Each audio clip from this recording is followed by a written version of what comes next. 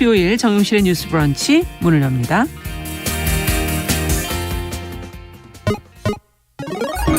Ladies and gentlemen. 새로운 시각으로 세상을 봅니다. 정용실의 뉴스 브런치 뉴스픽. 네, 오늘은 좀 알려드릴 사항이 있습니다. 뉴스 브런치 청취자 여러분을 위한 책 선물을 저희가 준비를 했습니다.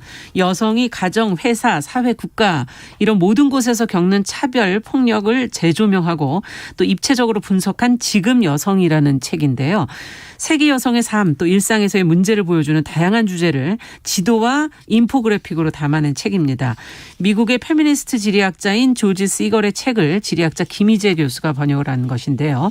자, 지금 여성 이 책 받고 싶으신 분들은 간단한 사연과 함께 샵 9730으로 신청해 주시면 되겠습니다. 다음 주 수요일까지 하루에 한 분씩 추첨을 해서 저희가 보내드리도록 하겠습니다. 짧은 문자 50원, 긴 문자 100원에 정보 이용료가 부과된다는 것도 알고 계시기 바랍니다. 자, 첫 코너 조금 늦었지만 이제 시작을 해보죠. 뉴스픽. 자, 전혜연 우석대 개공 교수님 안녕하세요. 안녕하세요. 전혜연입니다. 네, 조으론 변호사님 안녕하세요. 네, 안녕하세요. 조으론입니다. 자, 한덕수 국무총리 후보자 인사청문회 얘기부터 오늘 좀 시작을 해볼까요? 지금 다음 달 2일로 지금 연기가 된 상황이네요. 이유는 무엇인지 그리고 또 지금 민주당 정의당 쪽에서 얘기하는 자료 제출 문제 이건 어떻게 된 것인지 내용을 좀 한번 정리를 해보죠. 정 교수님께 좀 부탁드립니다. 예, 한덕수 국무총리 후보자 인사청문회 일정이 본래는 이번 주 월화로 잡혀 있었는데 네. 이틀 연속 파행으로 제대로 열리지 않고 끝난 상황입니다. 우리가 이제 질의응답이 있어야 사실 청문회가 진행이 그렇죠. 되는 건데 아예 없었고요. 네. 후보자 선서도 없이 30분 만에 끝난 상황인데요. 일단 민주당과 정의당에서는 한덕수 후보자의 자료 제출 부실 문제 때문이라고 주장을 하고 있습니다. 네. 핵심적인 자료가 제출되지 않았기 때문에 그에 대한 검증을 할 수가 없는 상황이라고 주장을 하고 있는데요. 네. 반면 국민의힘에서는 지금 민주당과 정의당 등에서 요구하는 자료의 양이 너무 방대하다. 예를 들면 1000건이 넘는다. 과거 청문회에 비교해보면 서너 배다. 이렇게 주장을 하면서 그리고 너무 오래된 자료 예를 들면 50년치 월급 명세서 이런 것을 어떻게 제출하냐. 그리고 대부분에 대해서는 답변이 거의 된 것 아니냐고 상반되는 입장을 내고 있는 상황입니다. 네. 그런데 지금 청문회 관련해서 임명 동의안이 국회에 제출하면 20일 안에 국회에서 이 절차를 마쳐야 되는데 결국 법정 시한을 넘긴 상황입니다. 그래서 국회 인사청문특위에서 인사청문 실시계획서 변경건을 의결할 계획인데요. 예. 현재 예상되는 시점, 가장 빠른 시점은 5월 2일, 3일로 지금 전망이 나오고 있습니다. 예. 그 이유는 당장 그럼 목요일 날 열면 되지 않느냐라고 생각했는데 그건 아니고요. 예. 청문회를 열기 위해서는 우리가 왜 증인을 채택해서 증인들이 그렇죠. 출석하는 경우가 있는데요. 증인들도 왜 여기에 대한 요구를 받고 답변을 하고 해야 될 시간이 필요하기 때문에 최소 5일 전에 출석 요구를 해야 됩니다. 이 시간을 계산해 보니까 가장 빠른 빨라도 게 5월 2일 그리고 네. 또 이틀 진행하기 때문에 2일, 3일 이렇게 예. 예상이 되는 거고요. 일단은 주요 쟁점을 살펴보면 첫 번째로 가장 논란이 된다고 볼 수 있는 부분은 로펌 회사인 대형 법률 회사인 김앤장 고문으로 한덕수 국무총리 후보자가 일하면서 네. 고문료로 20억이 넘는 돈을 받았다라는 부분이고요. 네. 무역협회장으로 재직하면서 19억 5천만 원, S올 사회이사로 일하면서 8천만 원 등의 고액 보수를 받았는데 다만 후보자 측은 이에 대해서 통상이나 경제 산업에 대한 전문 지식 등을 종합적으로 고려해서 사측에서 판단한 것이라는 취지로 해명을 한 번 있습니다. 또 다른 쟁점은요. 통상과 관련된 고위직으로 재직하는 중에 미국 기업에 그러니까 관련된 기업에 자택을 임대해서 6억 2천만 원을 받았는데 네. 그렇다면 이건 이해충돌 혹은 어떤 특혜의 여지가 있는 것이 아니냐라는 부분이 되고 있고요. 또 2002년 론스타의 외환은행 매각 추진 당시에 론스타 법률대리인 김앤장 고문으로 재직한 부분에 대해서도 의혹이 제기된 바 있습니다. 이외에도 최근 5년간 신용카드, 현금 영수증, 의료비 등이 모두 영원으로 처리되어 있는데 그럼 혹시 이것을 법인카드로 생활비를 충당한 거 아니냐는 의혹이 있고요. 네. 등등이 있고 또 배우자가 모 대기업 등에게 뭐 그림을 판매했다 이런 논란이 있는데 어쨌든 핵심 쟁점을 짚어보면 김앤장 고문 등으로 이를 때 받았던 보수 문제 그리고 미국 기업의 자택 임대한 문제 등이 핵심 쟁점이 될 것으로 보이고요. 지금 총리의 경우에는 장관은 만약에 국회 청문회를 통과하지 못해도 임명을 할 수가 있죠. 그렇죠. 임명 강행을 이제 새 대통령이 네. 할 수가 있는데 총리 후보자는 국회 인준이 반드시 필요합니다. 그리고 총리 후보자 인사청문회가 항운의 청문 정국이라고 할 수 있는 곳에 있어서 가장 중요한 일정이라고 할 수 있거든요. 그렇죠. 여야가 더 신경전이 거세게 벌어질 것이라는 전망이 나옵니다. 네. 자, 지금 뭐 그래서 지금 신경전이 있을 것이다. 국회 인준이 반드시 필요하다. 지금 이런 지적을 해 주셨는데 그래서 민주당이 이제 한동훈 법무부 장관 후보자 인사청문회와 총리 인준안 처리 문제를 또 연기할 가능성도 지금 거론이 되고 있고 지금 현재 그 의혹이랑 이런 것을 전반적으로 보실 때 조 변호사님께서 어떤 얘기를 해 주시겠어요? 일단 이번에 청문회 파행에 대한 네. 근본적인 책임은 이제 한 후보자 측에 있어 보입니다. 물론 이제 민주당 측에서 그리고 다른 당 측에서 자료 제출 요구를 기존의 요구에 있어서 한 뭐 3-4배가 더 많다라고 많은 하는 양을 것은 했다. 사실이기는 합니다만 네. 이렇게 자료 제출을 많이 요구한 그 근본적인 원인이 네. 그동안 한 후보자 측이 가지고 있었던 여러 가지 의혹에 대해서 약간 두루뭉실하게 답변을 했다거나 답변을 냈지만 조금 국민들의 눈높이에 봤을 때는 좀 불성실하게 자료 제출을 했기 때문에 지금 이렇게까지 온 것이라고 생각을 하기 때문에 네. 그 한 후보자 측이 앞으로 있을 청문회에서는 좀 더 적극적으로 소명하자는 것이 필요하고요. 민주당에서도 조금 더 사소한 부분 좀 너무 오래된 오래된 자료 제출 예. 요구나 이런 것보다는 지금 의혹이 일어나고 있는 핵심 쟁점들이 몇 개가 있거든요. 지금 짚어주셨죠. 그 부분에 예. 대해서도 이제 법적인 책임을 물을 수 있는 이게 특별히 어떤 문제가 된다 이런 부분들이 있기 때문에 그런 쟁점들 위주로 자료 제출을 요구를 하고 그 부분에 대해서는 적극적인 해명과 그 자료 제출이 필요하다고 생각을 합니다. 네. 그러면 지금 중요하게 생각하는 이 총리, 국회 인준이 필요한 총리 인준안 이 처리 문제를 다른 법무부 장관 후보자 인사청문회와 연기할 가능성 이건 어떻게 보십니까? 그 가능성 관련해서는 이미 다른 민주당 측 의원들이 간접적으로는 영향이 있겠다라는 라고 이제 시사 프로그램에서도 말씀을 하시는 바가 있고요. 그렇게 되면 충분히 연계가 될 수가 있고 이게 총리 인준 같은 경우에는 국회의 동의가 필요한 부분이잖아요. 예. 그런데 이제 총리가 인준이 되지 않아서 총리가 공석이 되면 장관 임명 자체에도 좀 문제가 생길 수가 있습니다.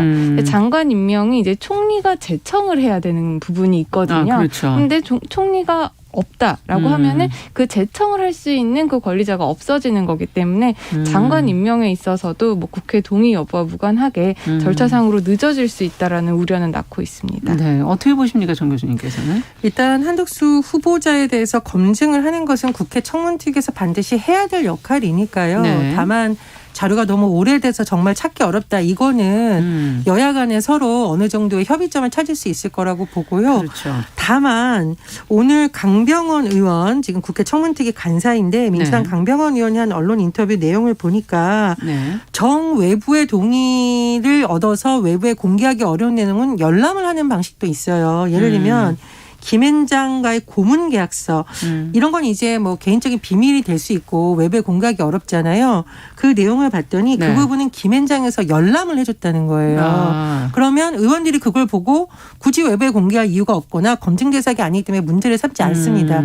그런데 김앤장에서 어떤 일을 했는지는 김앤장의 허가가 아니라 본인이 작성해서 낼 수 있는 건데도 안 낸다라는 게 지금 민주당의 주장인 거거든요. 그리고 일부 자료를 제출받았다고 하는데 네. 지금 KBS 언론 보도를 보니까요. 4년 4개월 동안 김앤장에서 20억 정도 고문료를 받은 거에 대해서 활동 내역이 제출된 게 A4 용지 한 장 반 분량이에요. 그렇죠. 그리고 제가 이 내용을 봤더니 요약하자면 간담회 4번 참석한 게 답니다. 근데 이거를 간담회 4번 참석한 걸로 20억 원 공문료를 받았다라는 게 상식적으로 이해가 되냐.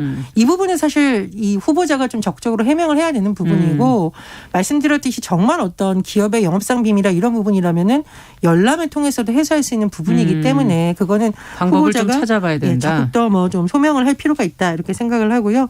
한동훈 법무부 장관 후보자의 경우에는 지명이 됐을 때부터 워낙 민주당에서도 반대가 심했고 정의당에서도 지명 철회를 요구하고 있는 상황입니다. 그래서 불가피하게 총리 인준안과 맞물려서 돌아갈 가능성이 커본 것으로 보입니다. 네. 그러면 지금 어떻게 보십니까? 한덕수 후보자의 낙마 가능성도 있다고 보십니까? 두 분께서는 그건 간단하게 좀 답변을 해 주시죠.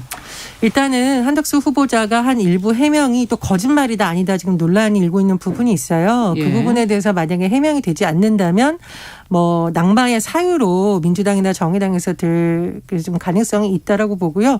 그리고 지금 이해충돌 논란이 일고 있는 부분도 본인이 자료를 성실하게 제출하고 소명을 해야 의혹이 되지 않지 계속 이렇게 된다면은 민주당과 정의당에서 문제를 삼을 수밖에 없거든요. 네. 그래서 낙마 가능성을 좀 배제할 수는 없는 상황이다 이렇게 전망을 합니다. 네, 저도 교수님과 비슷한 의견인데요. 일단 적극적으로 소명을 해야 하는 부분임에도 불구하고 아직까지 하고 있지 않다라는 점이 국민들의 눈높이에서 봤을 때는 좀 부정적인 인식을 심어줄 수 있다라는 생각이 들고요. 네. 사실 한덕수 후보자가 지명이 됐을 때 예전에 총리를 했었던 그렇죠. 경험이 있기 때문에 별 예.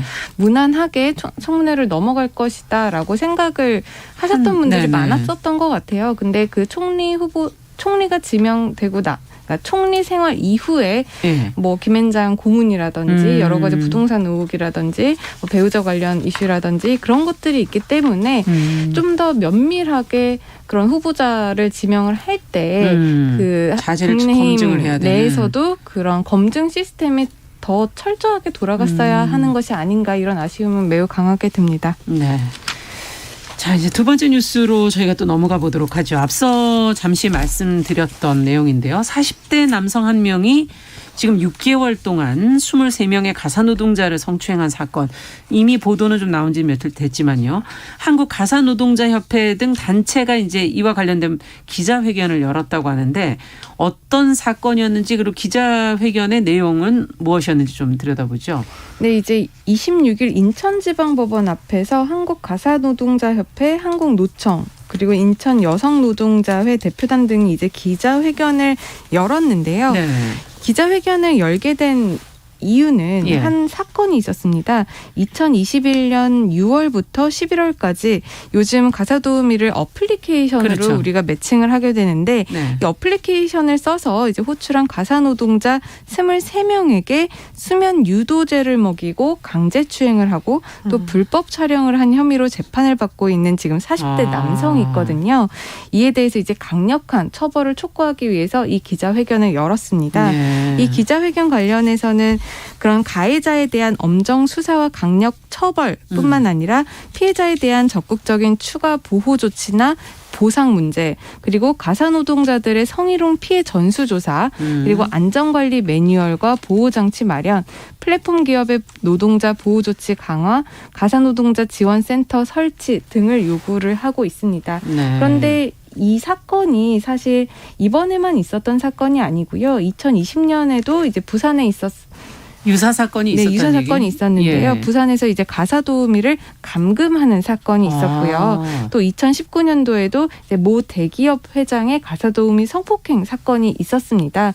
또 이렇게 언론에 나온 것뿐만 아니라 언론에 나오지 않은 사건들은 아마 더 많을 것이기에 이 가사노동자들의 처우 개선이 시급하다라는 취지에서 어제 기자회견이 열렸습니다. 그렇군요.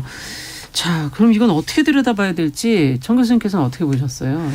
일단은 가사노동자와 그 가사노동자의 노동력을 필요로 하는 사람들을 연결해주는 애플리케이션이 많이 활성화되어 있는데 제가 늘 얘기를 하듯이 아무리 플랫폼이라고 하더라도 이것으로 수익을 얻는다면 일정 부분의 책임성은 지어야 되는 그렇죠. 거거든요. 네. 지금 가사노동자와 관련된 단체에서 주장하는 바는 정보 자체가 불균형하다.